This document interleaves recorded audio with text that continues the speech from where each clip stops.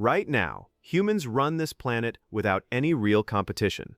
No other species even comes close. But we might be in the process of building something that changes that, possibly the most powerful tool, weapon, or entity we will ever create: artificial superintelligence. It sounds like science fiction, so let's start at the beginning, with a much older story: the story of intelligence itself. Intelligence is, at its core, the ability to learn, reason, absorb knowledge, and use it to solve problems. It's also, as far as life on Earth goes, one of the most powerful tools evolution ever produced, and we happen to be the species that exploited it more thoroughly than any other. But the path that got us here wasn't fast, and it definitely wasn't inevitable. For most animals, a brain is simply too expensive, metabolically, to be worth building. The earliest known brains belonged to flatworms roughly 500 million years ago, little more than a cluster of neurons handling basic bodily functions. It took hundreds of millions of years after that for life to diversify, conquer new environments, and develop new senses, all while competing fiercely over limited resources. In nature, the only thing that ultimately matters is survival, and brains are costly. So for almost every species, a narrow intelligence tuned to a narrow set of tasks was more than sufficient. In a handful of environments, animals like birds, octopuses, and mammals evolved more elaborate neural machinery, because in their particular niche, energy-hungry skills like advanced navigation or communication actually paid for themselves. Then, a few million years ago, the hominins showed up, and for reasons still not fully understood, their brains started growing noticeably faster than those of their relatives. Something about their intelligence was different. Very slowly, it began shifting from narrow to general, from something like a single-purpose screwdriver to a flexible multi-tool capable of turning its attention to almost any problem. By around 2 million years ago, Homo erectus was looking at the world in a way nothing before it had, not just as a place to survive in, but as something to be understood and reshaped. They controlled fire, built tools, and created the first recognizable culture. We likely emerged from that lineage roughly 250,000 years ago, carrying an even larger, more complex brain, one capable of coordinating large social groups and communicating genuinely complicated ideas. From there, we used that intelligence on itself, asking how things work, why they work that way, and pushing further with every answer. Crucially, we found a way to preserve what we learned and pass it forward, which let cultural knowledge accumulate far faster than biological evolution ever could manage through genes alone. Knowledge started building on knowledge. Progress crawled along slowly at first, then began compounding: agriculture, writing, medicine, astronomy, philosophy, all arriving in a widening cascade. Roughly 200 years ago, the scientific method supercharged our ability to learn about the world and accelerate progress even further. Only about 35 years ago, the internet age began. Today, we live inside a world that's been substantially rebuilt to suit human needs, built by us, for us, and it's worth pausing on just how recent and strange that actually is. We tend to forget how enormous each rung on the ladder of intelligence really was, and how long it took to climb. But once we finally did, we became the most dominant species on the planet in what amounts to an evolutionary heartbeat. And we may now be in the process of changing that story again, by building machines that could end up better than us at the very thing that put us on top in the first place. Humanity's final invention, potentially: artificial intelligence. AI, in its simplest definition, is software that performs mental tasks using a computer, code running on silicon instead of neurons, solving problems the way a brain would, but built out of a completely different substrate. In its earliest days, AI was almost laughably simple: lines of code on paper, proofs of concept meant to show that a machine could, in principle, do some kind of mental work at all. It wasn't until the 1960s that anything recognizable as modern AI started to appear. A rudimentary chatbot in 1964, a program for sorting through chemical molecules in 1965. Slow, narrow, specialized systems that only trained experts could operate. Their intelligence was about as narrow as intelligence gets, built for exactly one task inside a tightly controlled environment: the flatworms of the AI world, doing the bare minimum of mental work necessary. progress stalled more than once over the following decades, as researchers repeatedly lost confidence in the whole approach. But just as a changing environment opens new evolutionary niches, the world around AI kept shifting under it. Between 1950 and 2000, computers got roughly 1 billion times faster, while programming itself became dramatically easier and more widespread. By 1972, an AI could navigate a room on its own. By 1989, one could read handwritten digits. It was still, at that point, a neat trick, no real match for a human.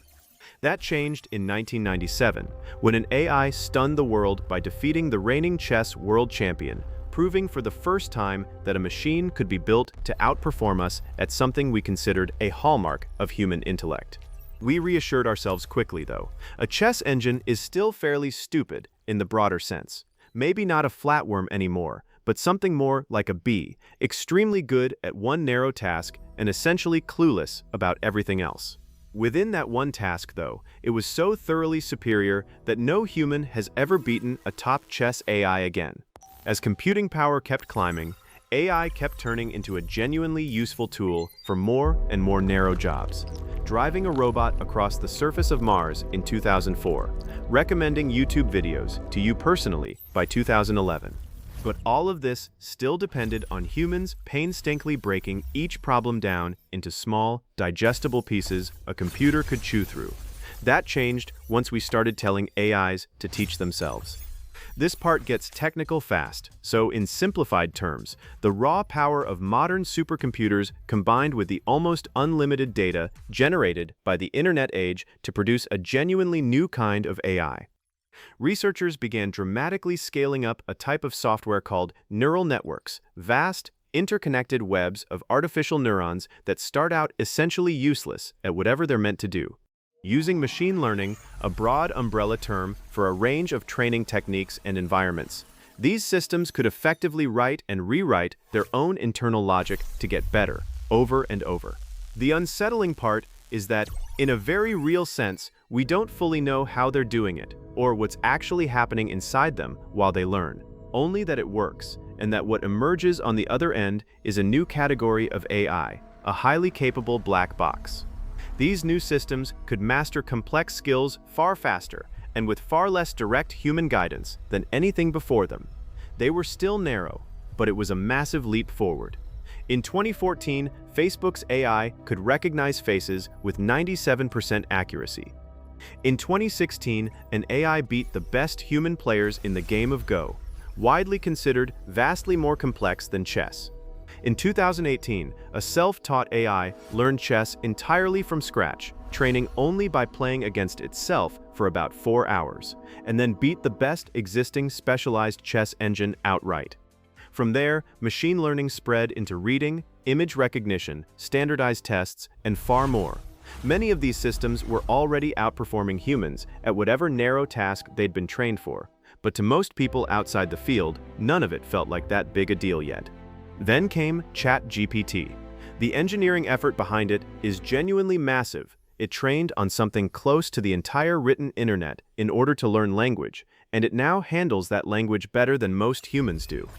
It can summarize documents, translate between languages, and work through basic math. What made it feel different wasn't excelling at one narrow benchmark. It was being unusually broad, competent across an enormous range of tasks all at once, in a way no earlier system had managed. Major tech companies are now pouring billions of dollars into building rival systems.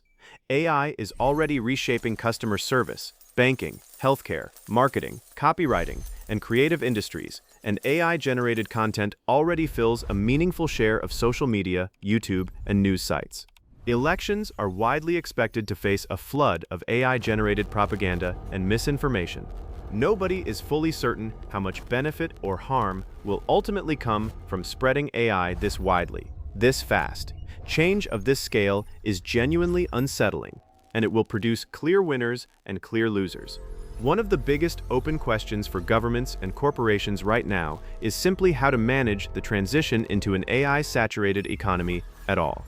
But everything so far, every gain, every risk, is just the product of today's AI. Even something as impressive as ChatGPT remains, underneath it all, a narrow intelligence. It can write a genuinely excellent essay in seconds without actually understanding a single word of what it wrote. The real turning point, if it comes, is what happens if AI stops being narrow altogether. What actually separates humans from today's AI is general intelligence, our ability to absorb, in principle, any piece of knowledge and apply ourselves to virtually any problem. Not equally well across the board, but broadly enough that anyone can learn almost anything, given enough time. Historically, AI has been the opposite. Excellent at one skill, close to useless at everything else. Simply building faster computers and pouring more money into training will keep producing more powerful narrow systems. But the real open question is what happens if the next real step for AI isn't more narrow skill, but a genuine leap to general intelligence, an AGI, an artificial general intelligence, comparable to a human mind. If AI's current trajectory of improvement just continues, it's entirely plausible that an AGI could end up matching or exceeding human ability across most, or even all, of the skills that matter. Nobody currently knows exactly how to build one, how it would actually work, or what its full capabilities would look like. But since today's narrow AIs can already master individual mental tasks strikingly fast, an AGI might be able to do the same thing across every mental task simultaneously, meaning that even one that starts out relatively unimpressive could plausibly work its way up to full human-level competence. This sounds like science fiction, and most researchers in the field genuinely expect it could happen sometime this century, quite possibly within just a few years. If it does, humanity likely isn't ready for what follows, not socially, not economically, and not morally. Consider what an AGI roughly as capable as an average human would actually mean. It wouldn't be bound by the same limitations we are. Today's narrow AI systems, like ChatGPT, already think through the tasks they're built for at something like 10 times the speed of a highly skilled human. An AGI might end up slower than that, or it might be dramatically faster. And because it would be software rather than biology, it could be copied endlessly, limited only by available computing hardware, and run entirely in parallel. There are roughly 8 million working scientists on Earth today. Now imagine a single capable AGI copied 1 million times over, all working simultaneously, 24 hours a day, thinking many times faster than any human, never distracted, focused entirely on whatever task it's been assigned. If something like that could eventually take over most intelligence-based work in the world, interpreting law, writing code, even producing entire video essays, faster, better, and dramatically cheaper than any human, an uncomfortable question follows almost immediately. Would whoever controls that system effectively end up controlling the economy itself?